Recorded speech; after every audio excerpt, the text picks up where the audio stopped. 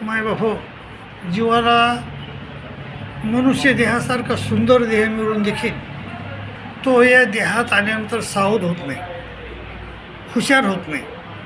म्हणजे आपण आलोत कशाला, आपण करायलोत काय, करायचं आहे का आपल्याला हे जाणून घेत नाही.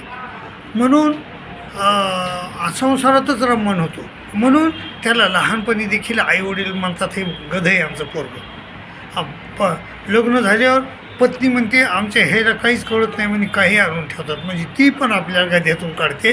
आणि ज्यावेळेस आपण म्हातारे होतो त्यावेळेस देखील आपले मुलं देखील आपल्याला म्हणतात आमचा म्हातारा नाही का गध्यावानीच वागतो.